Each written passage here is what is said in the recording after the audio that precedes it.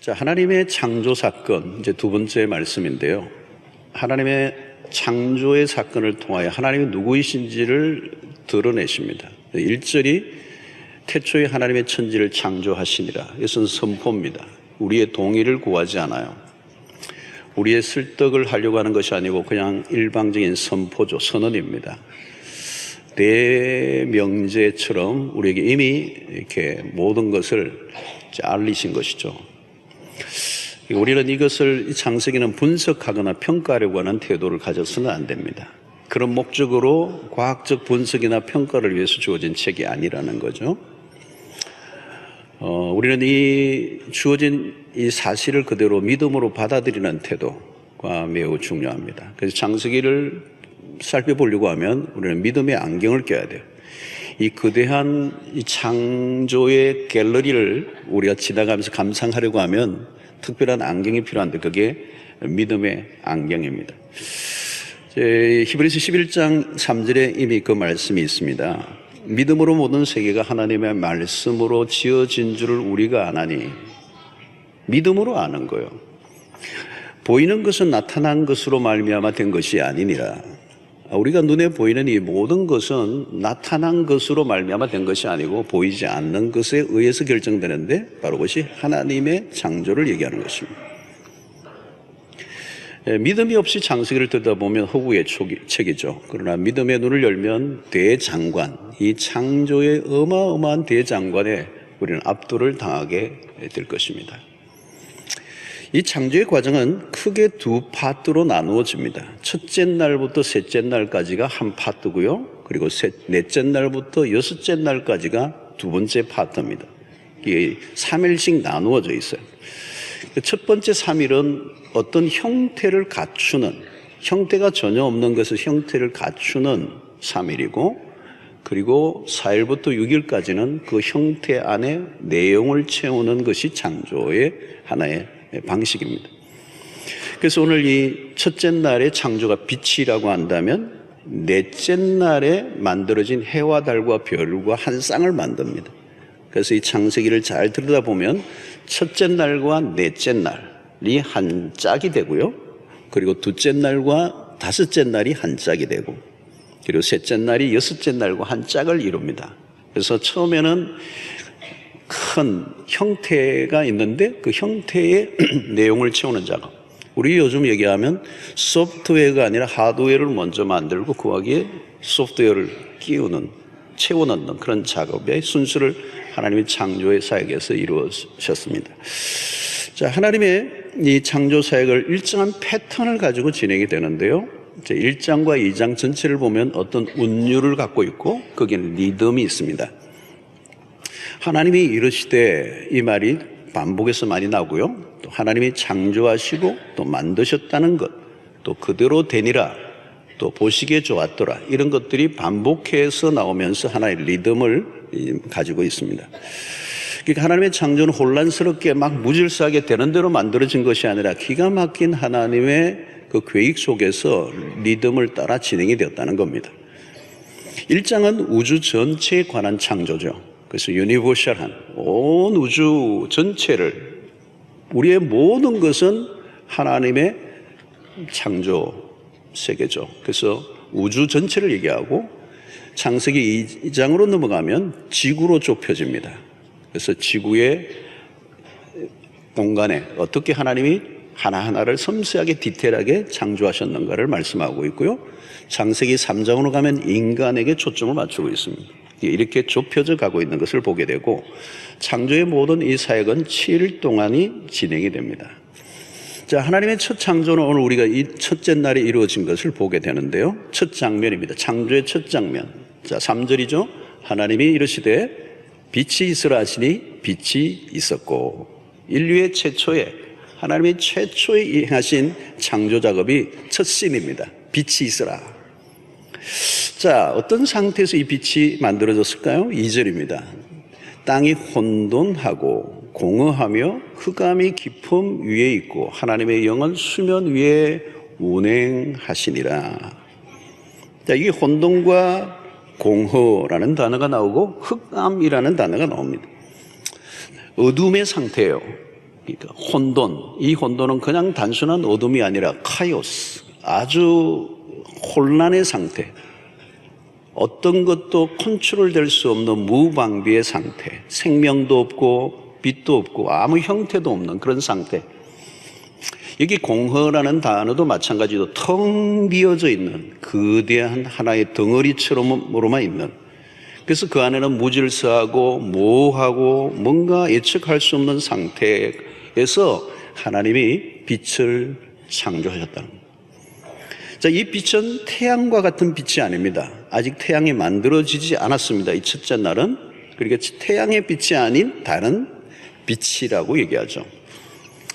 자, 가장 첫 창조가 빛이라는 것은 참 의미가 있습니다. 빛. 자, 이 빛은 모든 생명의 기본이죠. 모든 생명의 기본이 빛입니다. 하나님이 만드신 이 빛은 마침내 혼돈과 공허를 다 몰아내고 흑암을 몰아내는 그 상태로 이제 만들었다는 것입니다. 가끔 이제 극장에 가면 극장에서 갑자기 정전이 되어버렸다고 생각해 보십시오. 그러면 출구도 보이지 않고 비상구도 보이지 않으면 사람들이 혼란의 상태에 빠지죠. 마치 그와 같은 겁니다. 출구가 없는, 그리고 무질서함 속에 있는, 이 빛이 없다는 것은 바로 그런 것이죠. 희망이 없음, 길이 보이지 않은. 그래서 모든 것을 가능하게 하는 것은 바로 빛의 역할이죠. 자, 성경은 오늘 이 말씀이 바로 빛이라고 얘기하는 것입니다. 말씀을 듣고 있으면 우리의 마음에 빛이 임해요. 사도행전을 보면 바울이 다메섹 도상에서 갑자기 정오의 빛을 봅니다. 근데 그 빛은 태양의 빛이 아니에요. 성경에 의하면 정오의 빛보다 더 밝은 어떤 빛이 바울 사도를 비춥니다. 눈이 멀어버려요. 강력한 빛. 그러니까 이 빛이라고 하는 것은 하나님의 존재를 의미할 수도 있어요. 하나님의 존재. 그 빛은 물질적 차원을 넘어선 하나님부터 온 빛입니다. 그 빛이 곧 생명을 가져오는 것이죠. 출애굽기 10장 21절로 23절을 보면 여호와께서 모세에게 이르시되 하늘을 향하여 내 손을 내밀어 애굽 땅 위에 흑암이 있게 하라. 곧 더듬을 만한 흑암이리라. 모세가 하늘을 향하여 손을 내밀매 캄캄한 흑암이 3일 동안 애굽 온 땅에 있어서 그동안은 사람들이 서로 볼 수 없으며 자기 처소에서 일어나는 자가 없으되 온 이스라엘 자손들이 거주하는 곳에는 빛이 있었더라. 사실 태양이 없어진 겁니다. 그런데 거기에 이스라엘 백성들 위에는 빛이 임했다는 거예요. 이런 빛이, 태양빛이 사라진 가운데 그 이스라엘 백성들 위에 비춰진 그 빛은 곧 구원을 의미하는 거죠. 구원의 역사. 이런 빛이 없는 곳에는 재앙이 넘쳐납니다. 그래서 어둠에서 빛으로, 혼란에서 질서의 세계로 나가게 하는 것이 바로 이 창조의 첫 작품이었습니다. 요한일서 1장 5절을 보면 우리가 그에게서 듣고 너에게 전하는 소식은 이것이니 곧 하나님은 빛이시니라. 하나님은 빛이시니라. 그에게는 어둠이 조금도 없으시다는 것이니라. 자, 요한은 하나님을 빛으로 소개합니다. 하나님이 빛이시다. 자, 하나님뿐만 아니라 그리스도가 빛이시죠. 요한일서 9장, 요한복음 1장 9절로 10절에 보면 참 빛, 곧 세상에 와서 각 사람에게 비추는 빛이 있었나니 그가 세상에 계셨으며 세상은 그로 말미암아 지은 바 되었으되 세상이 그를 알지 못하였다. 그가 참 빛이라는 것. 그리스도는 창조주로서의 빛으로 오셨다. 요한복음 8장 12절에 보니까 예수께서 또 말씀하여 이르시되 나는 세상의 빛이니 나를 따르는 자는 어둠에 다니지 아니하고 생명의 빛을 얻으리라. 자, 오늘 여기서 내가 세상의 빛이다라고 얘기하실 때 이 빛은 예수님이 무엇을 염두에 두고 얘기하시느냐 하면 그 당시에 성전을 밝히고 있는 거대한 불빛들과 대조를 이루며 하신 말씀. 특별히 명절, 이 절기가 되면 성전의 밤에도 불야성을 이루는 불들을 피워놓았어요. 그러나 그 성전의 불야성처럼 비추는 그 빛들이 그 시대를 밝히지를 못했어요. 그 시대 사람들을 구원의 길로 이끌지 못했단 말이죠. 성전 제도나 그 모든 것들이 있었지만 거기에는 아무 일도 일어나지 않았어요. 그때 예수 그리스도가 오심으로 내가 세상의 빛이다. 이 빛은 생명으로 이끄는 빛이라는 거예요. 그리스도가 오심으로 모든 혼돈과 공허를 물리치신 것입니다. 성도 여러분, 오늘 우리의 삶 속에서도 그 빛이 임해야 될 줄로 믿습니다.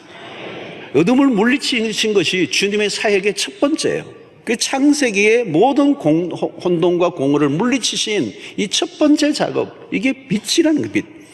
모세가 어느 날 가시떨기 가운데 드러난 이 불은 태양빛이 아니에요. 하나님의 존재 자체라는 겁니다. 여러분, 지금도 우리에게도 그 빛이 필요해요. 절대적인 빛이죠. 하나님의 존재로부터 나오는 빛.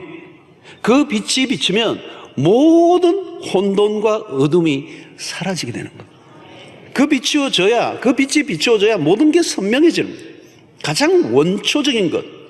해와 달도 스스로 빛을 낼 수 있는 게 아닙니다. 하나님의 존재로부터 나오는 이 빛이 모든 것의 빛을 만들어내는 것입니다. 하나님으로부터 나온 빛을 받아야 빛을 낼 수가 있습니다. 모든 그 빛이 하나님으로부터 나오는 것이죠. 오늘 첫 번째 이 기적, 이 창조, 빛이 있어라. 모든 것의 시작에 가장 먼저 빛이 있었다는 거예요. 사랑하는 성도 여러분, 바로 이 빛이 결국은 모든 것을 시작하게 하는 거예요. 하나님의 생명의 출발입니다. 하나님이 없으면, 이 빛이 없으면 공허와 혼돈 속에 빠져버릴 수밖에 없는 것입니다. 아무것도 할 수가 없는 것입니다.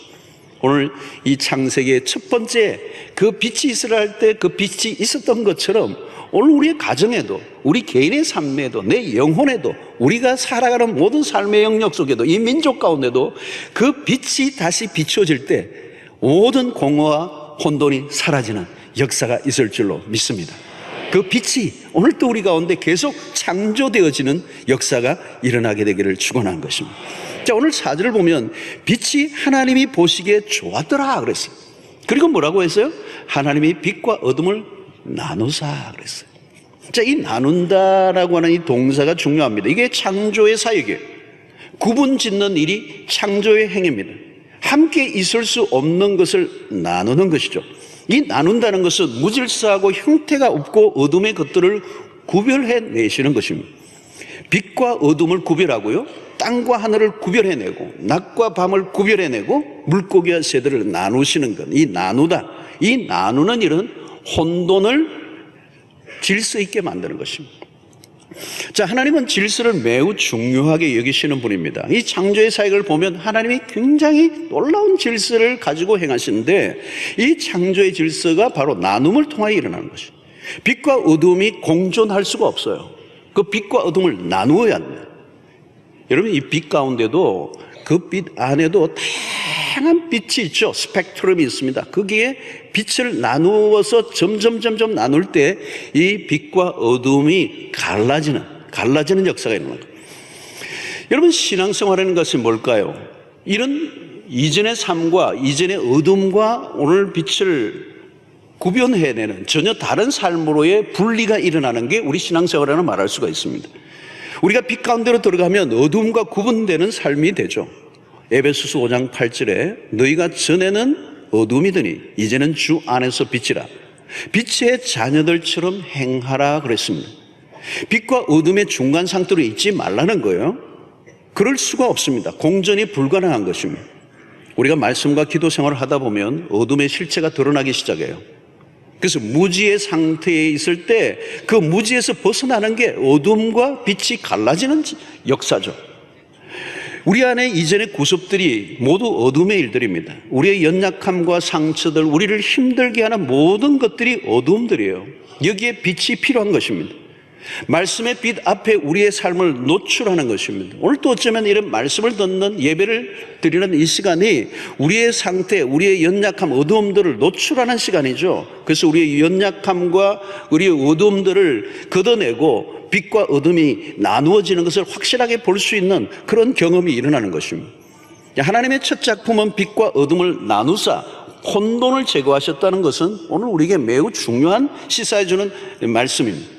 결국 우리의 삶이 두리뭉실하면 안 되고 애매함에서 벗어나고 진리의 빛 안에 점점 더 들어가 어둠과 빛의 삶이 확연하게 달라지는, 분리되는 이런 삶을 날마다 살아가는 것을 우리는 그리스도인의 성숙이라고 말할 수가 있을 것입니다. 자, 5절 보면 하나님이 빛을 낮이라 부르시고 어둠을 밤이라 부르시니라. 저녁이 되고 아침이 되는 이는 첫째 날이니라. 이 빛을 낮이라 부르시고 어둠을 밤이라 불렀다는 겁니다. 저녁이 되고 아침이 되니, 자, 여러분, 유대인은 하루의 출발이 저녁이에요. 해가 질 때부터 하루가 시작되는 겁니다. 그리고 그 다음날 해가 질 때까지를 하루라고 보는 거예요. 첫 출발이 뭐냐면 해 질 때부터예요.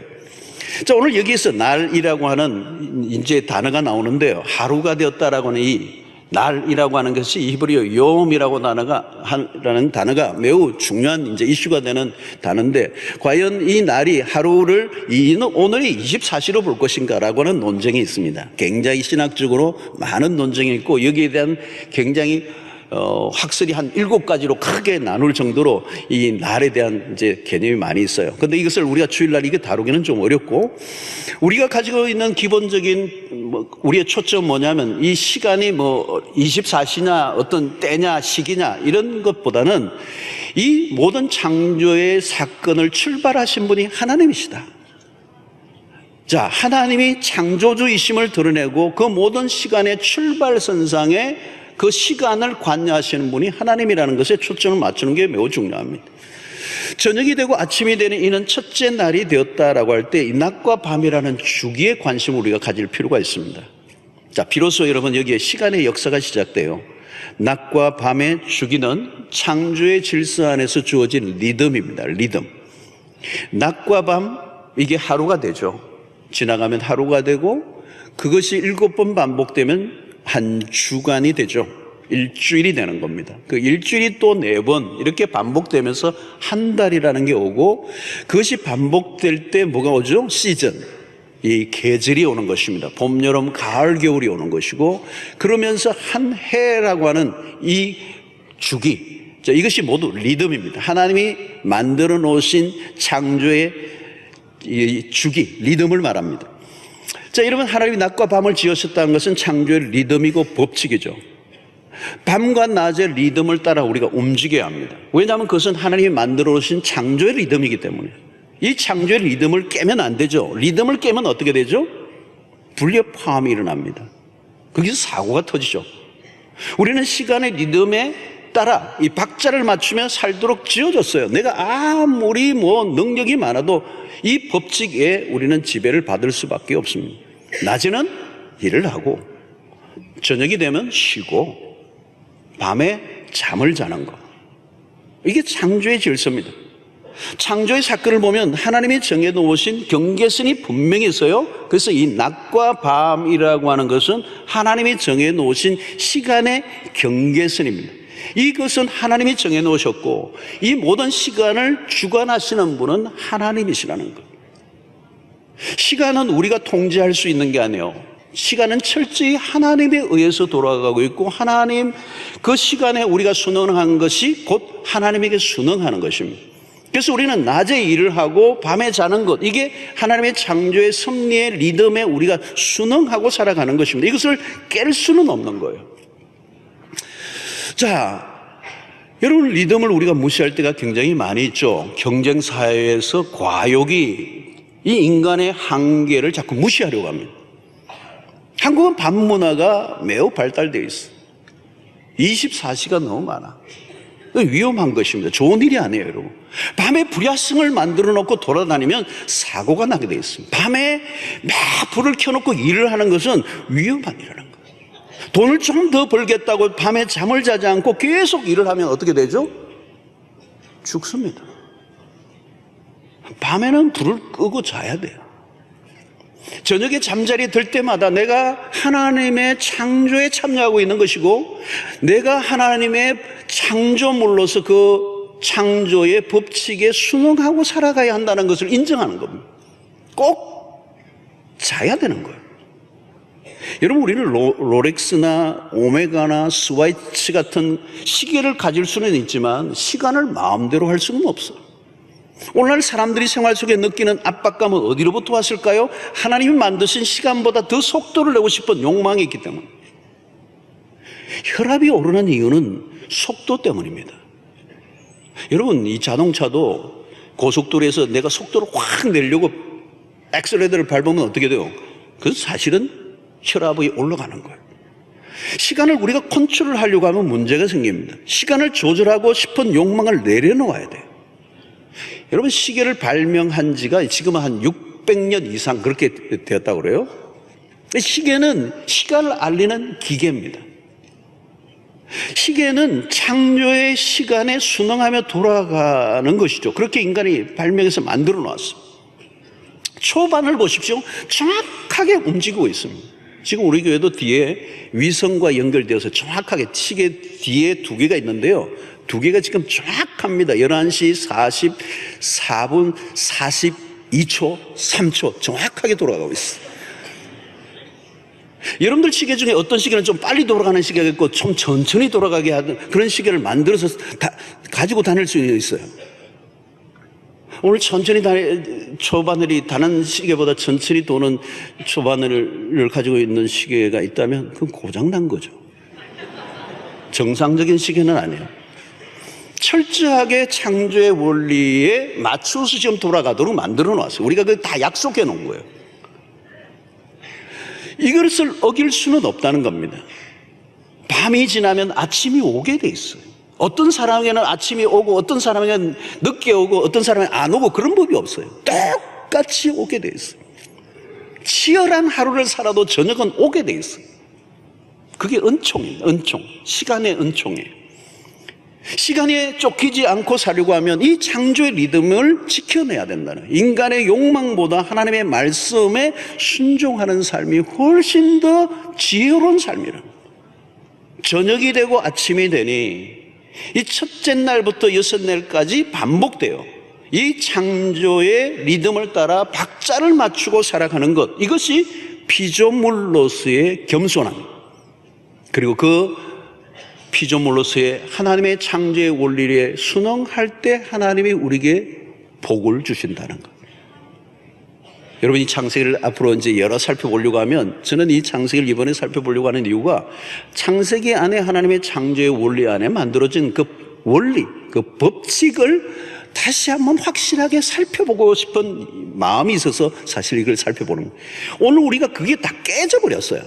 인간의 욕망과 인간의 허영과 교만이 그걸 다 깨뜨려 버렸어요. 그래서 그 법칙을 다시 한번 창세기의 본래 하나님의 인간을 만들어셨을 때에 그 만드신 그 법칙과 원리를 다시 한번 우리가 확인하면서 본래의 자리로 돌아가면 놀라운 회복이 저절로 일어난다는 사실을 믿기 때문에 오늘 이 말씀을 우리가 살펴보는 것입니다. 아침이 저녁이 되고 아침이 되는 이 하루의 이 원리, 이 리듬, 이 간단한 것 같지만 이 원리에 불순종함으로 우리의 삶이 망가지는 부분을 보면서 날마다 여러분 저녁에 잘 때도 내가 피조물이지 하고 주무시는 거예요. 하나님이 만드신 그 법칙 안에 내가 들어가는 이 행위, 이것이 얼마나 중요한지 알 수가 없습니다. 자, 이 창조의 방식은 뭘까요, 여러분? 말씀이에요. 하나님이 이르시되 빛이 있으라 하시니 빛이 있었고 그랬어요. 자, 여러분, 하나님이 이르시되라고 하면 명령입니다. 명령. 빛이 있어라. 이게 명령이잖아요. 명령. 이거는 어디에서도 볼 수 없는 광경입니다. 하나님에게서만 가능한 일이에요. 하나님이 이르시되, 이게 한 10번 나와요. 10번 나오는데 이 하나님의 말씀의 능력은 말씀은 능력이 있는 겁니다. 빛이 있으라 하시니 빛이 있었고, 이 3절의 형태는 가만히 보면 하나님이 이르시되 그리고 하시니 7절 하반절은 그대로 되니라, 이게 반복이 되고 있어요. 자, 모든 피조물은 하나님의 말씀으로 이루어졌습니다. 하나님의 능력은 말씀을 통하여, 이 창조는 말씀을 통하여 나타났어요. 여러분, 공생에 보면 예수님이 풍랑이 있는 바다 위에서 제자들과 함께 갈 때 두려워 떨 때 예수님이 바다를 잠잠케 했어요. 바람을 잠잠케 했다는, 잠잠하라 명령하신 거예요. 그러니까 이것은 누가 할 수 있는 겁니까? 창조주만이 할 수 있는 겁니다. 당신이 만드신 것이기 때문에 당신이 명령하셔서 그 바람을 잠잠케 하는 거, 풍랑을 잠잠케 하는 거. 나사로가 죽었을 때 나사로에게 무덤에 가서 나사로야 일어나라 명령하신 거예요. 재미있는 것은 그 무덤에 가셔서, 공동묘지에 가셔서 예수님이 나사로야 그걸 뺐으면 다 일어날 뻔했어요. 근데 나사로야 일어나라 그랬어요? 명령이에요. 이게 명령.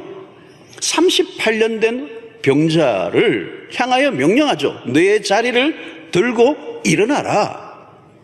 이런 죽음의 권세, 질병의 권세에 묶여있는 자들을 하나님의 말씀을 통하여 그냥 명령하시는 거예요. 명령. 이게 말씀의 능력입니다. 여러분, 인간의 말은 대체로 헛되요. 우리가 무수한 말을 하지만 대개는 별 소득 없는 말을 해요. 헛된 공약을 하고 헛된 약속을 많이 해요. 그래서 여러분, 누구든지 큰 소리를 많이 치면 대체로 그건 허풍이에요. 제가 우리 부교육자들이 담임 목회로 갈 때 늘 부탁해요. 허풍 조심하라고. 나는 이런 목사가 되겠다. 그런 소리 하지 말고 그냥 그런 목사로 살면 되지. 책임질 말만 해야 돼요. 그런데 인간은 그러지 못할 때가 많아요. 우리는 서로 대화할 때도 어느 정도 접고 대화하는 게 좋아요. 너무 철떡같이 믿지 마세요. 나중에 실망하고 욕하고 하지 말고요. 그 사람이 나빴으라기보다는 인간의 한계입니다. 우리의 말은요, 다 믿을 수 없어요. 하나님의 말씀은 다릅니다. 그 말씀 안에는 권위가 있어요. 권세가 있어요. 하나님의 말씀에는 공수표가 없어요. 하나님의 말씀에 귀를 기울이며 살아가야 될 이유가 그게 있습니다. 하나님의 말씀 안에는 하나님의 강력한 의지가 있고요. 그 약속은 반드시 이루신다. 그게 성경이 우리에게 말씀하는 것이고 우리가 성경을 믿는 이유가 그게 있습니다. 하나님의 말씀은 한 1.1획도 틀림이 없어요. 그대로 이루어지는 것입니다.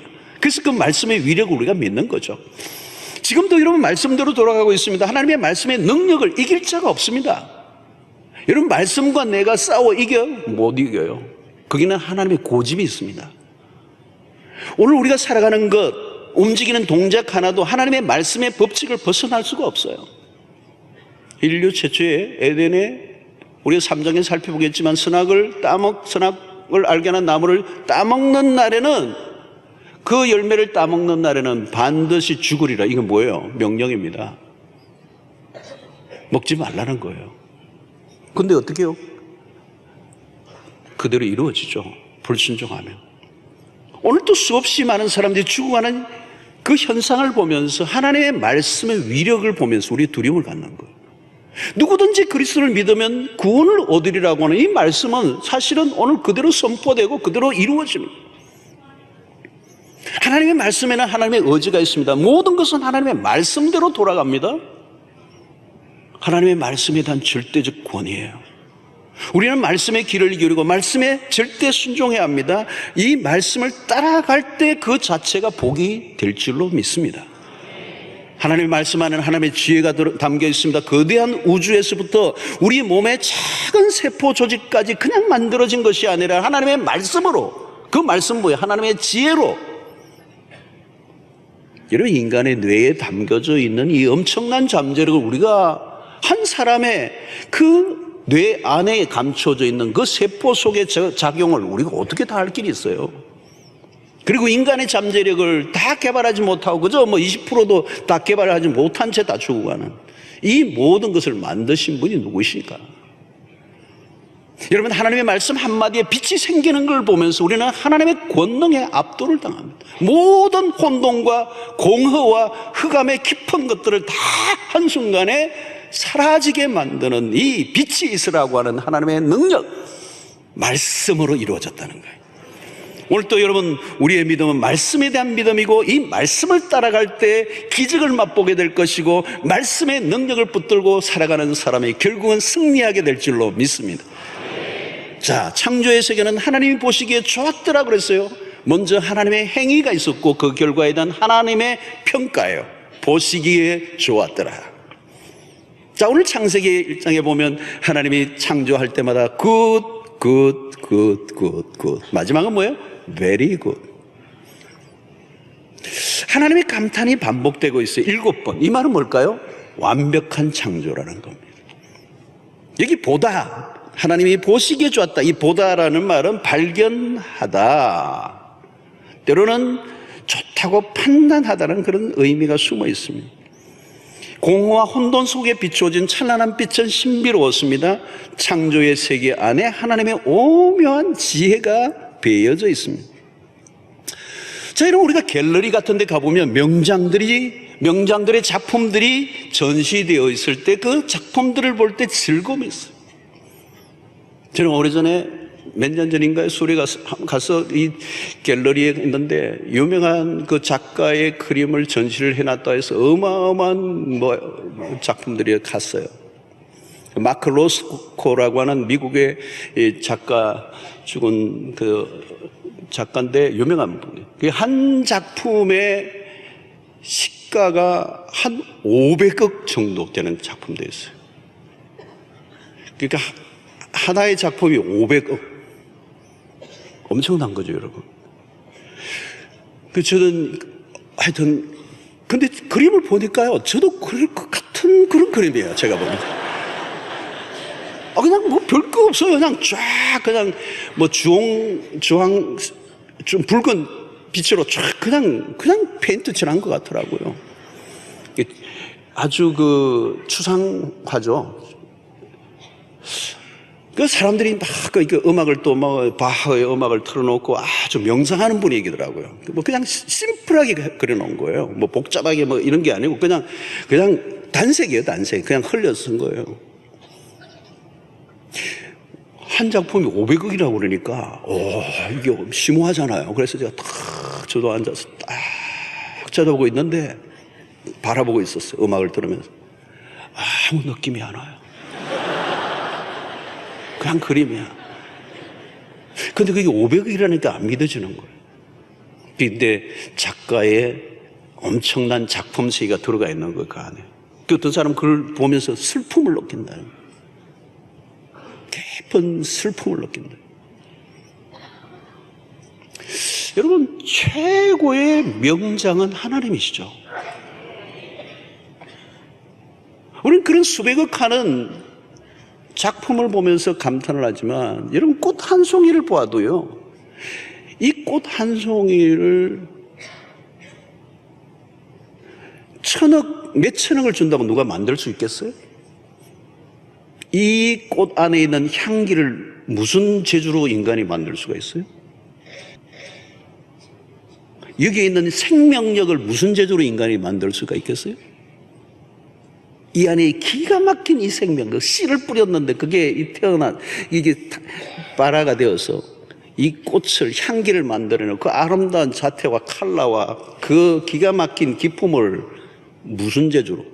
그래서 솔로몬의 영광이 이 꽃 하나만도 못하다고 그러잖아요. 그러니까 여러분, 오늘 우리가 이 세상을 지나다 해와 달과 별과 나무와 꽃과 바람과 이 모든 우리 안에 이 삶에 누리는 모든 것들이요, 이 세상은 피조물은 하나님의 거대한 작품들로 전시된 갤러리예요. 그러니까 여러분, 하나님의 작품에는요, 실수가 없어요. 실수가 없어요. 결함이 없어요. 완벽한 피조물이에요. 보시기에 좋았더라. 그 누구의 평가요? 하나님의 평가. 나중에 인간 창조에 대해서 우리가 좀 더 살펴보겠지만 기가 막힌 거예요. 창조의 절정이에요, 절정. 여러분, 하나님이 창조하신 것은 아름다워요. 그래서 우리는 창조의 세계, 이 창세기 안에서 창조물을 바라보면 떠오르는 우리의 단어가 하나 나와요. 그게 뭐냐? 멋이라는 단어야. 멋진 분이시다. 우리도 하나님의 지으신 아름다운 것에 주목하게 됩니다. 아름다운 것을 바라볼 때 우리는 분석이 아니죠. 감탄이죠. 여러분, 하나님이 지으신 아름다운 것을 마음껏 즐기셔야 돼요. 감탄은 강제로 되는 게 아니잖아요. 하나님이 하신 일을 대할 때 우리 안에 감동이 있고 기쁨이 넘치는 것은 당연합니다. 그런데 안타까운 것은 죄가 들어옴으로 아름다운 것이 망가졌어요. 피조 세계가 망가졌어요. 그것을 바라보는 우리의 시각도 망가졌어요. 본래 모습대로 보지를 못해요. 그리고 그것을 느낄 수 있는 우리의 감각도 망가졌어요. 불행한 거죠.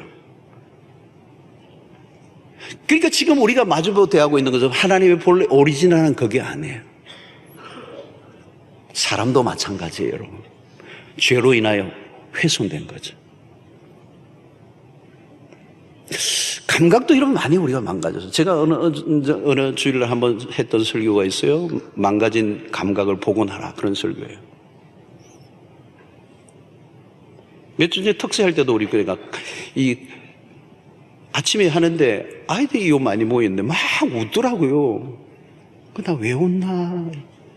그 보니까 풍선 하나가 어제 저녁에 어제 주일 오후에 청년들이 뭐 행사하고 그런가 풍선이 하나 뒤로 내려왔는데 난 애들이 그걸 보고 웃는지 몰랐어요. 알고 보니까 그 풍선이 점점 내 옆으로 온 거예요. 아이들이 막 웃더라. 그 아이들만 웃는 거예요. 어른들은 별일이다. 저런 걸로 웃나? 그런 감각이 깨어진 거예요, 그만큼. 반응이 무뎌진 거죠.